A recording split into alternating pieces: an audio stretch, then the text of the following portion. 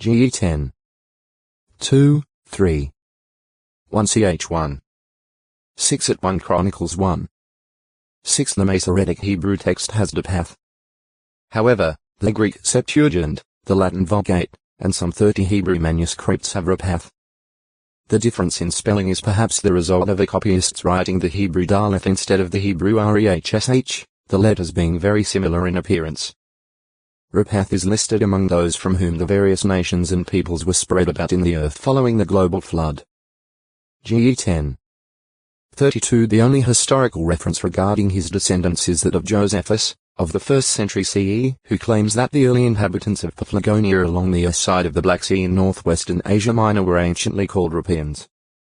Some scholars would also connect the name with that of the river called Arabas in that general area, while others favor a relationship with the district of Rebansha in the region of the Bosporus. Farther to the the limited mention of Rapath in the Bible record and the lack of reference to the name in available ancient secular history allows for no certain identification. Ripping of garments. A common sign of grief among the Jews, as well as among other Orientals, particularly upon hearing of the death of a near relative. In many cases such ripping consisted of a rending of the garment in front just sufficient to lay open the breast, thus not necessarily a complete ripping of the garment so as to make it unfit for wearing. The first instance of this practice recorded in the Bible is that of Reuben, Jacob's eldest son, who, upon returning and not finding Joseph in the water pit, ripped his garments apart, saying, "The child is gone. And where am I really to go?" As the firstborn, Reuben was particularly responsible for his younger brother. His father Jacob, when told of the supposed death of his son, likewise ripped his mantles apart and put on sackcloth in mourning. GE 37. 29, 30, 34, and down in Egypt Joseph's half-brothers showed their grief by ripping their garments apart, when Benjamin was made to appear as a thief.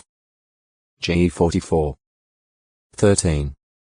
In contrast, when Aaron's two older sons, Nadab and Abihu, were destroyed by Jehovah for their wicked act, Moses instructed their father Aaron and their two surviving sons.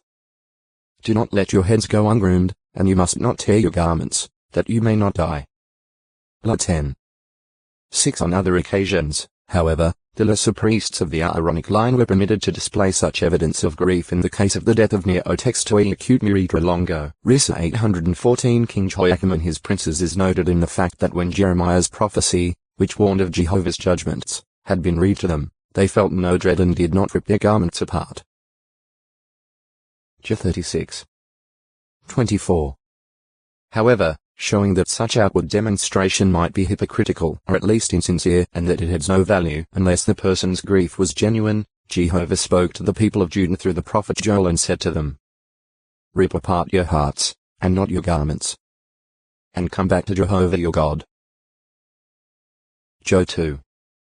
13. Later, High Priest Caiaphas affected great indignation and outrage by ripping his garments over Jesus' admission that he was the Son of God. Mount 26.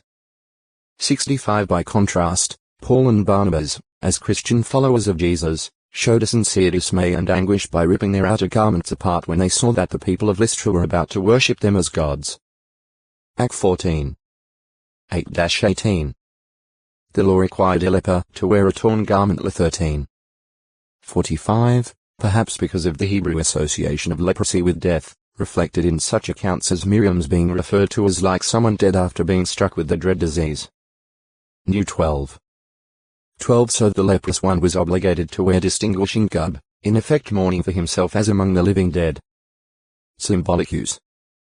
Clothing was also torn on occasion for symbolic reasons, as when Ahijah the prophet ripped the garment he was wearing into 12 pieces and told Jeroboam to take 10 of them, thereby representing the division of Solomon's kingdom.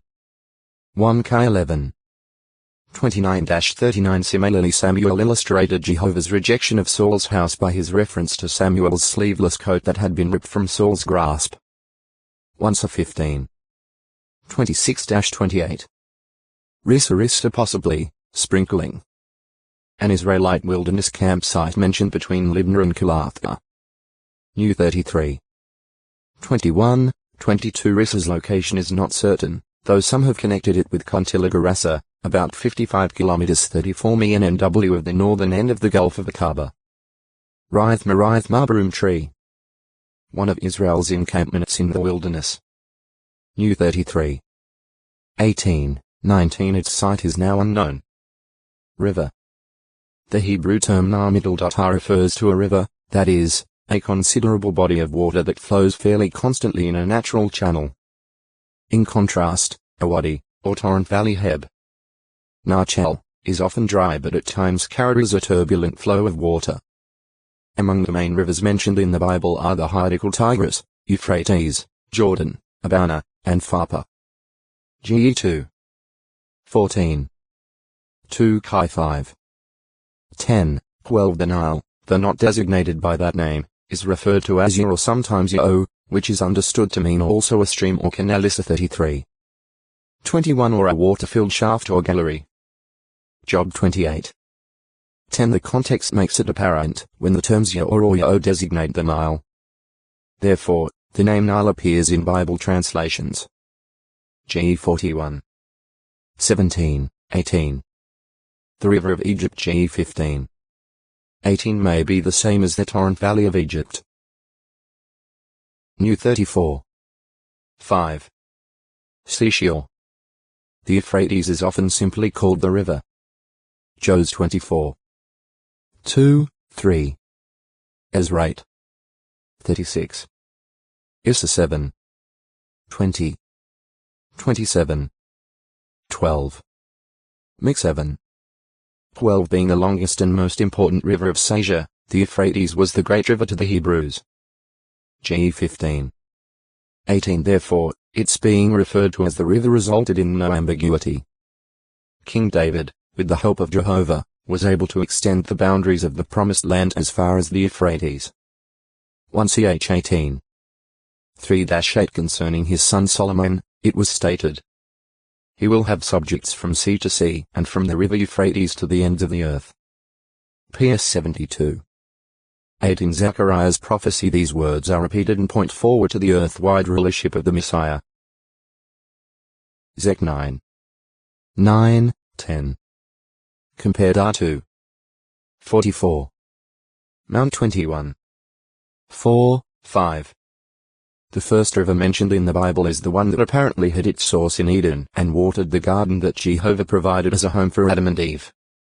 This river broke up into 4 headwaters, O Textoi Acute Muritra Longo, Rock 815 Mighty River of protection to that city.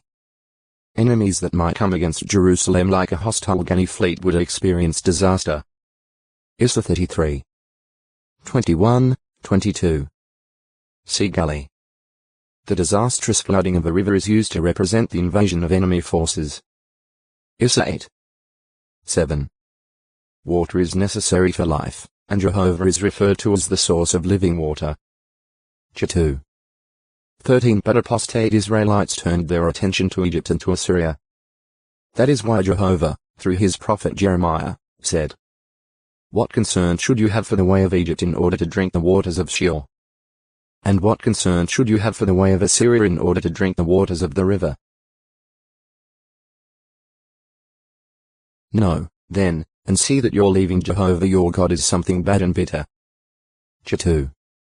18, 19 Evidently the waters from human sources that are looked to as being vital to one's existence are also referred to at Revelation 8. 10 and 16. 4. Regarding the river of water of life 322. 1. Sea Life River of Water of Life. River of Egypt.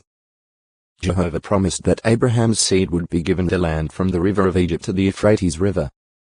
GE 15. 18 Commentators generally understand the river of Egypt to refer to the torrent valley of Egypt now identified with Wadi al-Arish of the Sinai Peninsula, which empties into the Mediterranean Sea about 150 kilometers 90 mi of Port Said. See Egypt, torrent valley of. At 1 Chronicles 13. 5 Certain translations read Rivashi middle. Shore of Egypt NW, La, at, and this reference also may be to Wadi al-Arish. However, another possibility is that both texts refer to a branch of the Nile. Seashore. Rizia middle. Z from a root meaning take pleasure. Approve. A warrior and family head in the tribe of Asher. Son of Allah. 1 Ch 7. 39, 40. Rizpah is heated stone. Or, glowing coal. A concubine of King Saul. Daughter of Ea. 2 3. 7. 21. 11. After Saul's death, his son Ishbosheth alienated General Abner by calling him to account for having relations with Rizpah, an act he construed as intimating seizure of the throne. As a consequence, Abner defected to David. 2 3. 7-21. Rizpah had given birth to 2 sons by Saul, Armini and Mephibosheth.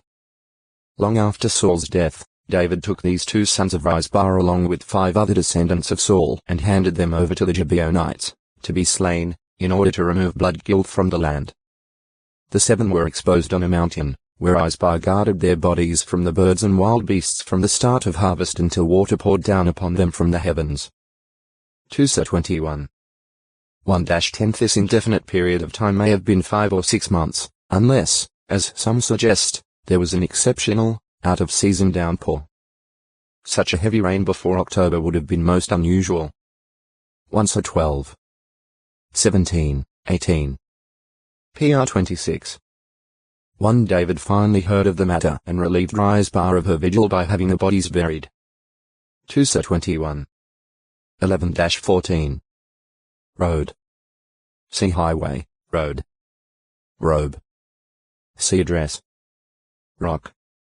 The scriptures as written in Hebrew distinguish between a rock or a large piece of rock sur and a craigsla. Both terms are used literally and figuratively in the scriptures. The two are found in parallel at 2 Samuel 22.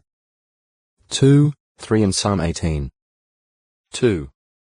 Jehovah is my crag.